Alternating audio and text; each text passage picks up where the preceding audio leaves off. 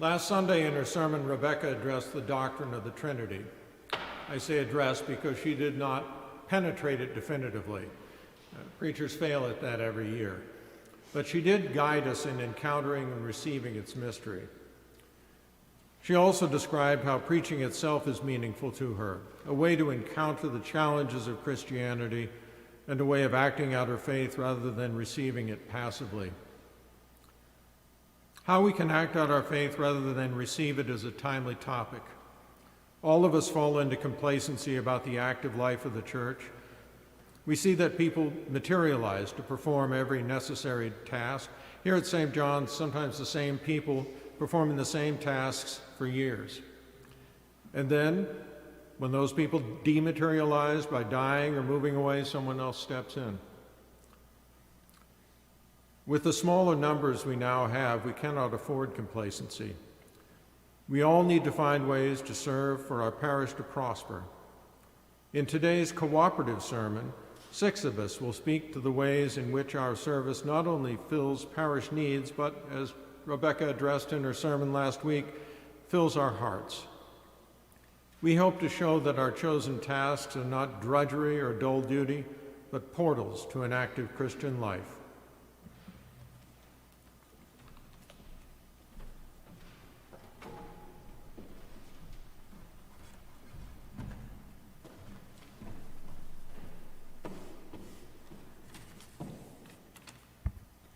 I'm here this morning to talk to you about what serving on the Altar Guild means to me. On First Lent in 2005, I walked into this church for the first time. I remember immediately thinking, this is what a church should look like, and I've never lost that thought. When anyone walks through our doors, they know that they are not in a Baptist church or a UCC church. No, they're in an Anglican church.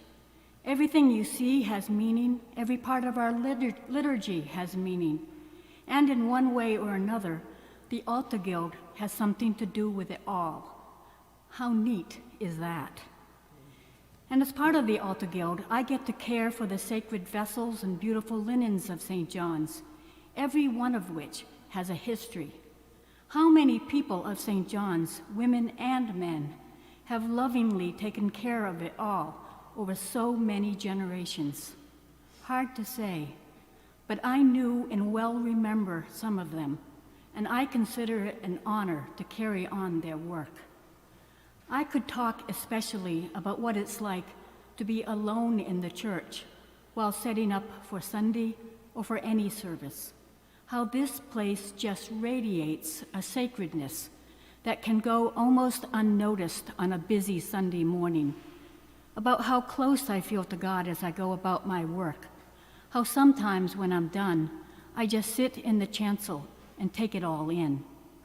And that brings me to one last thing I want to say this morning about the work of the Altar Guild. In the Bible, we read again and again that God loves us, that he wants to be in relationship with us, that he wants to spend time with us.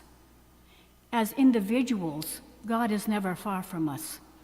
But this hour on any given Sunday is when God gets to be with his gathered people, with us as a community. I believe that everything we do here together speaks to this.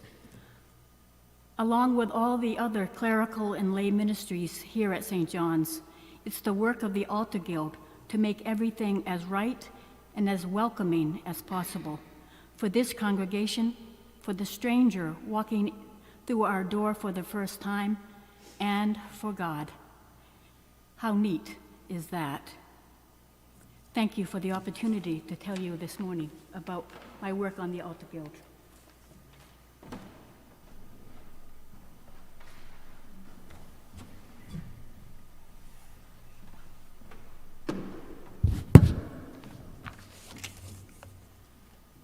I have been a chorister for over 50 years, between growing up in Holton at the Good Shepherd and here at St. John's with a small break for college.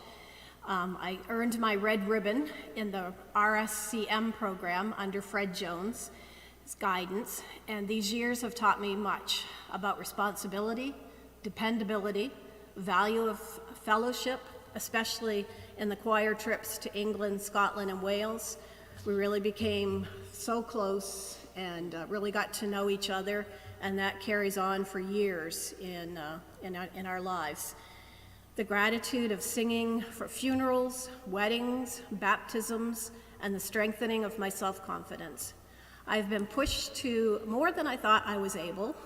I once sang the Pie Jesu for the Fare Requiem that we did, and God gave me this precious ability to sing, so I don't want to hide this gift. I need to be challenged and fulfilled. Sometimes it's hard work, but it has great rewards. As head chorister, I try to lead by example and realize that I'm part of a team and part of the congregation. I sing for God, I sing for the parishioners of St. John's, and for the spirits who dwell in this holy place. So often I think of all the people that have been so dear to us over the years and that have taken us into their lives and us into theirs. It is part of my offering for time, talent, and treasure. Clearly, the music means a lot to those that are present in ways that sometimes the spoken word does not. Singing the anthems, psalms, and hymns is a method of offering praise and love to God. The text emphasizes the themes that you hear in the Gospels and the lessons. And lastly, in the midst of conflict, stress, pain, sorrow, the music we sing gives inner peace. I often find myself humming a favorite hymn or a favorite anthem during the week, and when I'm laying in bed and trying to unwind for the day. It's relaxing, comforting, and soothing to tune out the rest of the world. There was a definite void when we couldn't sing during COVID, and I'm so glad that we had these last few months together before summer break. I love to sing, and I always will, with God's help.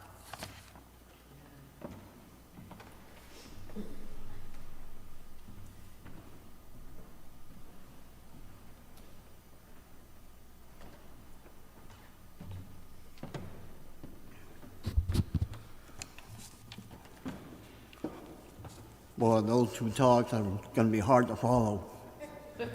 My talk is short and sweet. I grew up serving as an altar boy in the Catholic Church as soon as I was old enough in Rooster County, Fort Kent area. I have always enjoyed serving God and the church.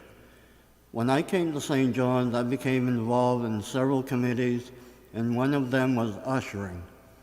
I really like ushering because you get to greet parishioners by their name, welcome them as they come into the church, get to meet newcomers and visitors, and have short conversations and answer any questions they may have. Direct them to the restrooms or Sunday school rooms and let them know when it is time to go up to communion. It is gratifying to me that I feel part of the church worship to make the service run smoothly. This is a small part of my commitment to serving God here at St. John's.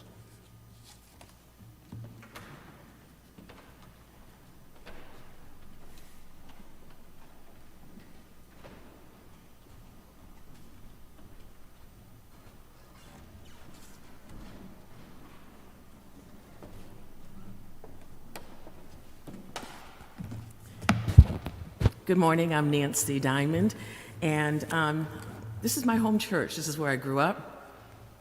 Spent many years away, and probably the last 15 years I've been back here at St. John's. I'm happy to be here and serving. I became an acolyte. It was kind of a natural progression.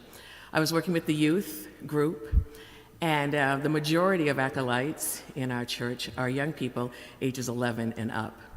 So I began to lead them and train them to be acolytes, and they have done just a remarkable job. It's wonderful to see young people take such an important part in our worship service. I was thinking about what to say, and the thing that came to me about acolyting is order.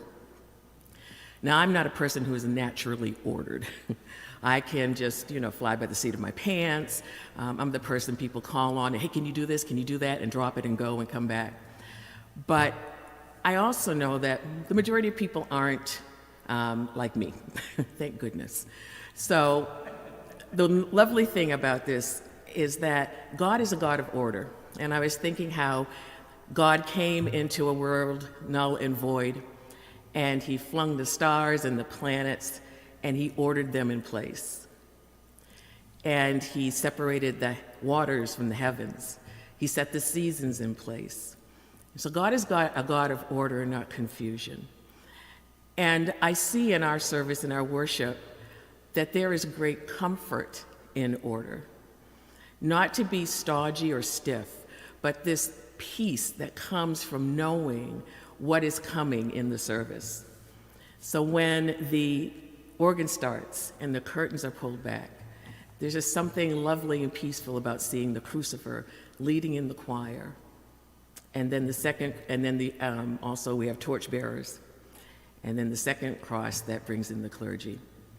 And acolytes have a big part to play throughout the whole service. And then they usher in, and then usher us out.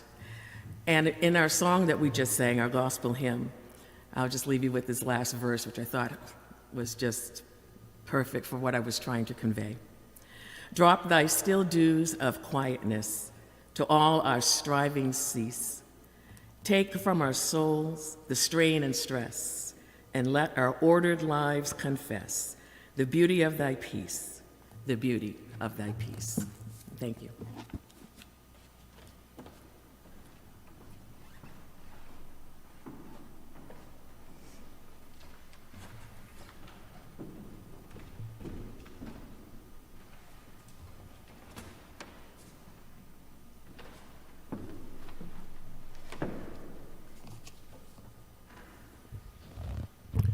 Good morning. I'm Eric Boberg. I'm the head of the tech team, though I am looking for a more inviting name for that group. So any suggestions, please pass it along. One of the love languages that Gary Chapman writes about in the 5 love languages is acts of service. This love language describes how someone draws deep meaning and fulfillment through small steps that makes life easier or helps others. This was the first thing I thought about when being asked to speak about my role in worship as one of the streaming volunteers. And according to the online quiz that I took this past week, 23% of my love language is acts of service. But when I think about acts of service to my church and my God, I'm at 100%. Or at least I try to be at 100% with God's help. Being a streaming volunteer on the tech team allows for those to experience our worship service who are not able to attend in person, and is also available for review later. This fills my love tank 23% and my God tank 100%. I feel this is a wonderful ministry for the church, even though it is new for us, and we are still figuring things out. And I also get excited when I think about the possibilities for other ministries that this equipment can serve, including weddings, funerals, and special services and programs. I had no idea of some of the more practical implications a streaming platform for St. John's would have on me. First, I knew that if I were streaming, singing in the choir would be a challenge. But I feel good about how that balance has unfolded. Second, as part of the worship team, I have been attending weekly staff meetings for 1.5 years now. What a blessing that has been. Not only to allow me to better understand how the church operates, but to work closely with such wonderful and kind disciples of God. And third, being forced to teach others how to stream. Now, I say forced because teaching is outside of my comfort zone, and I wouldn't ever spontaneously volunteer to teach anything. I would actually be quite reluctant. Yet, this teaching experience has allowed me to grow both personally and in my faith, as I have been blessed with such faith-filled volunteers in David Swain, Pat Sprague, Mary Frances Beesorchard, and Barbara Clark. I know I am a better person because of this teaching opportunity. Not only was I able to teach you, but more importantly for me, you taught me and filled my love tank 23% and my God tank 100%. And now, you might be able to guess what my primary love language is. Words of affirmation. Thank you.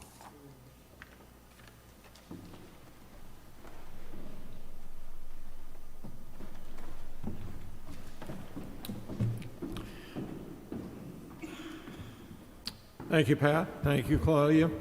Thank you, Jim. That was short, but it was definitely sweet. Thanks to Nancy and Eric, and thanks to everyone who serves in the parish in every way in which we all do. There are many ways to serve, and we don't have time to cover all of them this morning. For example, we're not highlighting Eucharistic visitors. A Eucharistic visit was what allowed Leanne and me to have a last beautiful afternoon with Eileen Irwin before she died. But please be aware there are many ways to serve, many more than we can talk about this morning. I will close by speaking more generally to the experience of leading prayer. Every time I lead morning prayer, I mention it is derived from ancient monastic practice and that it dates from the earliest years of the Church of England. This is all true, and I emphasize it because what might seem a surrender to the absence of clergy, having a layperson lead a service, is actually an opportunity for all of us to live into our own history. We will never function without clergy.